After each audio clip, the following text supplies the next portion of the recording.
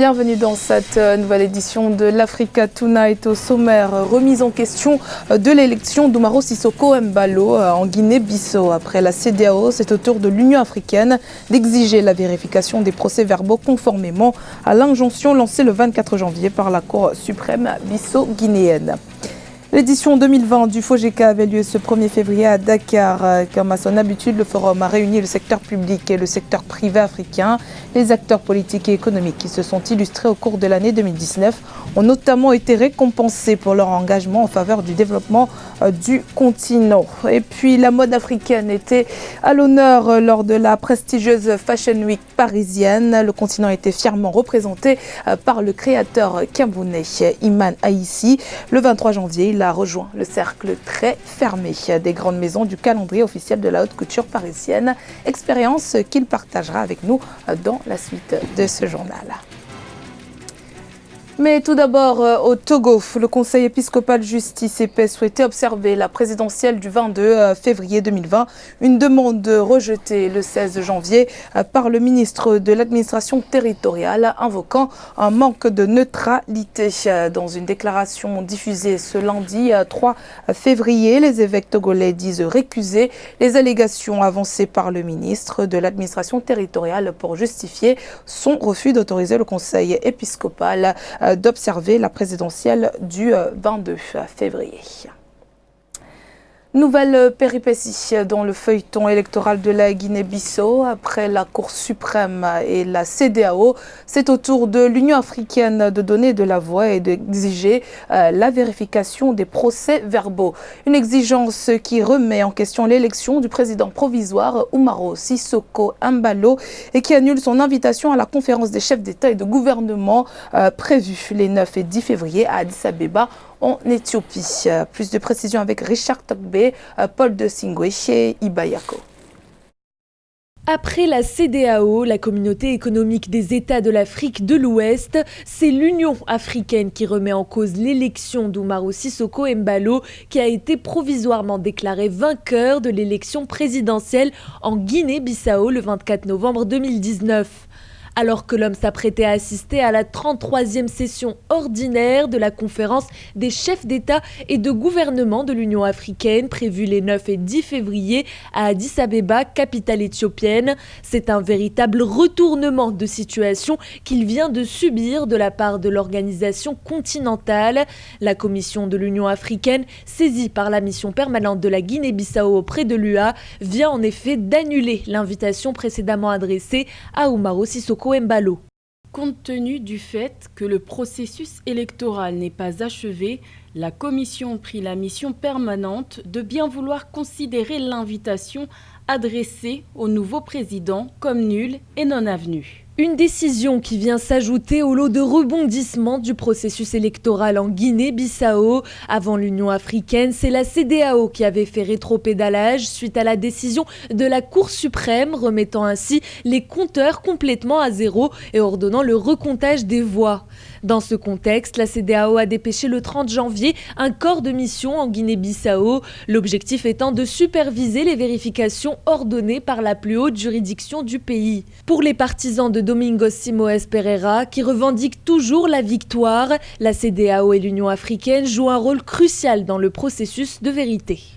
Ce que Pereira peut attendre de la CEDEAO et de l'Union africaine, c'est précisément la mission que les ministres des Affaires étrangères du Niger, de la Guinée ou alors le président de la Commission sont venus faire, c'est-à-dire jouer des arbitres impartiaux d'un contentieux qui concerne deux acteurs politiques d'un pays africain pour que justement leur position neutre assure une objectivité totale et conduise dans le meilleur des cas à ce que l'adversaire, en tout cas le perdant, accepte le résultat final.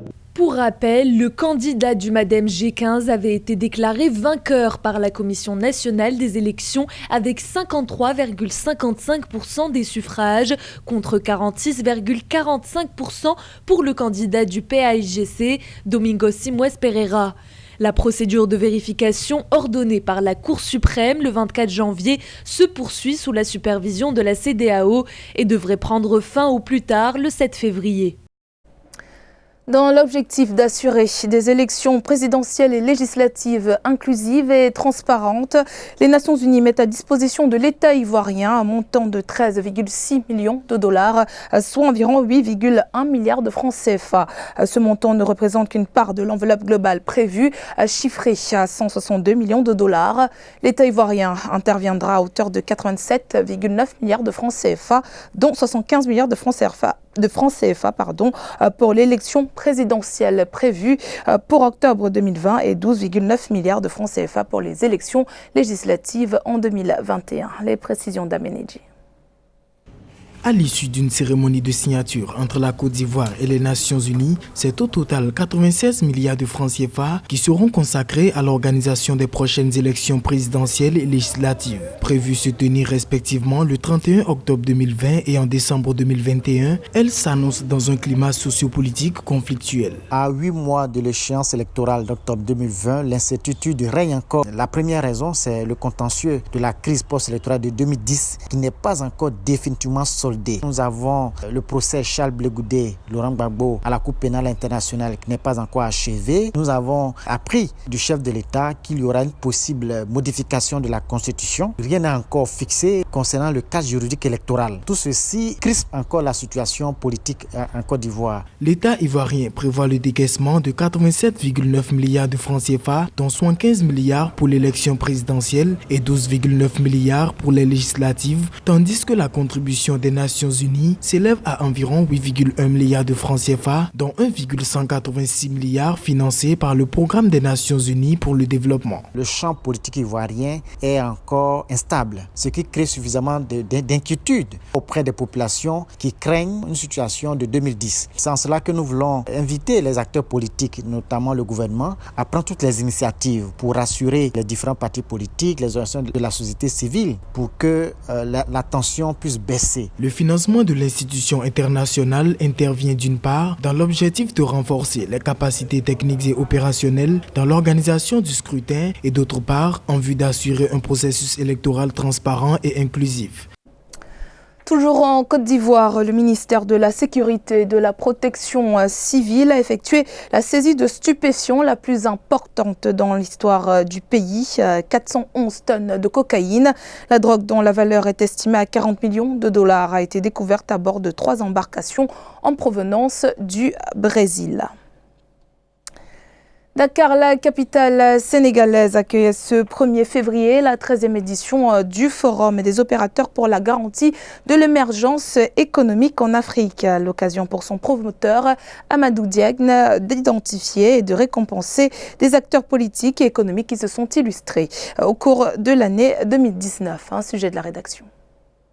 Des prix pour récompenser des acteurs du développement et de l'intégration africaine. C'était entre autres l'objectif du FOGECA, le Forum des opérateurs pour la garantie de l'émergence économique en Afrique. Sa 13e édition qui a pris fin ce 1er février à Dakar au Sénégal a été l'occasion pour son promoteur Amadou Diagne d'identifier et de récompenser des acteurs politiques et économiques qui se sont illustrés au cours de l'année 2019. Le prix de la paix et du développement économique décerné à son Excellence le Président Faure Gnassingbé pour ses actions engagées en faveur de la paix et du développement économique du Togo et de toute l'Afrique. Monsieur Amadou Diagne a compris qu'avec le secteur privé, qu'on peut renforcer le développement économique en Afrique et que surtout on pourra faire reculer véritablement la pauvreté. Parce que si on ne met pas la confiance des États africains en le secteur privé, on ne pourra pas créer de la richesse, on ne pourra pas créer des emplois et on ne pourra pas donc bouter dehors la pauvreté. Au total, 17 prix ont été décernés au cours de cette soirée de gala. Le président congolais Félix Tshisekedi a été distingué pour ses actions en faveur du développement, de la démocratie et de la paix. Son homologue du Sénégal, le président Macky Sall, a également été récompensé. Des applaudissements. Le prix de l'émergence économique décerné à son Excellence, M. Macky Sall, président de la République du Sénégal. Il est vrai que le président de la République, son Excellence Macky Sall, a lancé un plan ambitieux, c'est le plan Sénégal émergent, qui a commencé en 2014 Et depuis 2014 jusqu'en 2019, notre croissance économique a atteint des niveaux exceptionnels, des niveaux inégalés pratiquement dans l'histoire du Sénégal, avec 6,6% en moyenne, contre une croissance d'autour de 2 à 3% durant la période précédente.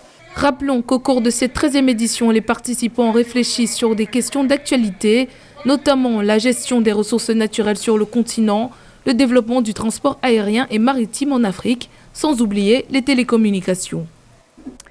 Il a été sélectionné en tant que membre invité dans le très prestigieux calendrier officiel de la haute couture parisienne. Sa collection printemps-été intitulée Akuma a été présentée le 23 janvier.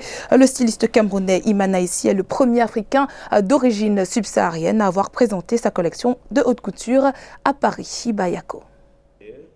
Le nom d'Imana Issi brille lors de la Parisian Fashion Week. Il est le premier styliste subsaharien d'origine camerounaise à intégrer le prestigieux calendrier officiel de la semaine de la haute couture.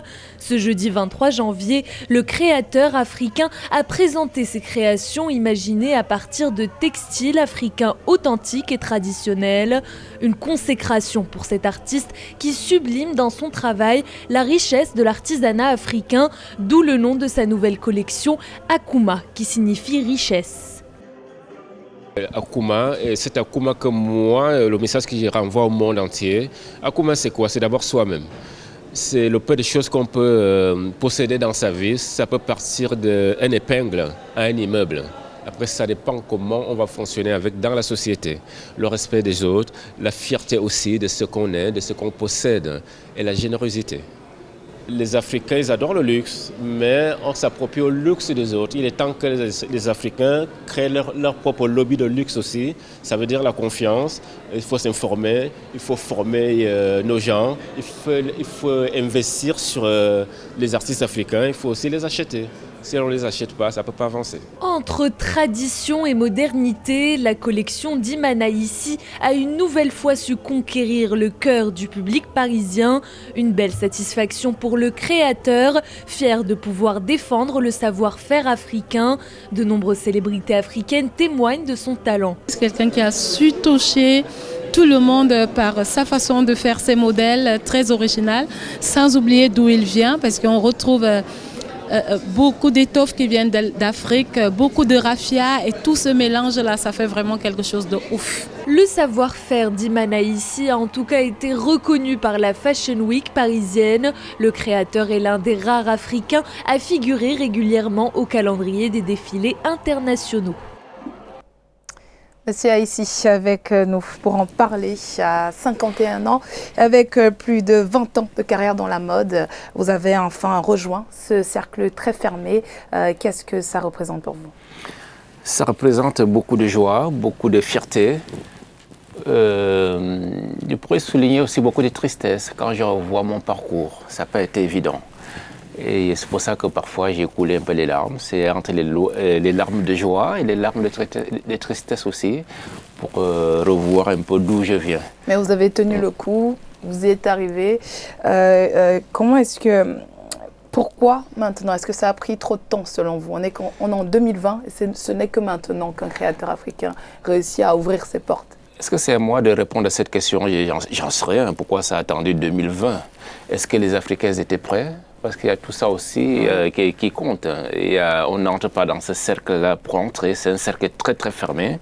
Est-ce qu'on a le potentiel? Est-ce que nos produits correspondent par rapport à la demande internationale? Le monde de luxe, quand on dit luxe, c'est très restreint. Il faut remplir tous les cases pour pouvoir accéder à cette grande messe du luxe qui n'est pas évident pour nous les Africains. C'est pour ça qu'il dit toujours qu'il est temps que les Africains se réunissent et puis comprennent comment ça fonctionne le monde du luxe international, et commencent aussi à créer des lobbies pour le luxe africain, parce que ça fonctionne comme ça. C'est un message que vous voulez justement passer aux créateurs africains, de rêver de ce caractère haute couture que l'Afrique peut offrir au monde? Bien sûr, c'est un message que ce soit les artistes, les créateurs africains, et y compris les Africains, ceux qui possèdent les moyens d'Afrique. Il faut acheter les Africains. Ce que font les Africains, parce qu'il y a énormément de talent en Afrique, n'attendons toujours pas que c'est les étrangers, c'est les Blancs, je m'excuse du terme, qui viennent toujours nous acheter ou nous aider, alors qu'il y a des gens qui ont les moyens sur place. Il suffit de soutenir, il y a un vivier sur place, il suffit de les soutenir. Vous êtes un ambassadeur de votre continent. Dans votre travail, vous sublimez la richesse de l'artisanat africain. Très loin des clichés, on parle souvent du wax hollandais, dont vous n'êtes pas très friand, si on comprend bien. Je n'ai pas envie de faire le procès au wax, mais je crois qu'à un moment donné de la vie, il faut mettre les points sur les i pour identifier les tissus, la richesse africaine. Parce que beaucoup en Afrique pensent que c'est un tissu africain. Oui, exactement comme vous dites. Le wax a été importé à l'époque des colons. Donc, ce qui fait qu'à partir de certaines dates de l'histoire de l'Afrique, on va citer le wax. Comme ça a été beaucoup porté par les Africains, c'est devenu un tissu africain. Alors que c'est un peu dommage. Il y a des vrais tissus africains qui existent, que le monde connaît très peu. Je crois qu'il est temps de voir un peu les choses autrement. C'est ce qu'il essaie de faire. Le wax est libre de fonctionner, ou les gens qui l'achètent ou qui le portent, ils sont libres, je ne les commande pas. Mais bon, n'oublions pas qu'il y a le patrimoine africain qui existe et qu'on doit le lever. Je crois que c'est de notre devoir. Alors, votre collection Akuma, est-ce qu'on peut dire que quelque part, on retrouve toujours des touches d'inspiration de votre maman, parce que vous parlez beaucoup d'elle? Est-ce que dans cette collection-là, on retrouve un peu de votre mère, qui vous a beaucoup inspiré dans votre parcours? Je pense que si. Je pense que c'est une mère, c'est important dans une famille. Elle m'a beaucoup illuminé. Elle m'illumine toujours. Donc, les dos, comme elle portait pas mal de robes décolletées, tout ça. On a remarqué justement dans votre collection. J'adore les robes de soir avec des grands vertiges de V ou en rondeur, les dos vraiment dévoilés. Il y a les silhouettes aussi que j'ai essayé de... Quand je dessine, je pense à elle, je veux dire. Puis elle m'a beaucoup apporté. C'est votre principale muse, quoi. Je pourrais dire oui. Il y a d'autres femmes aussi.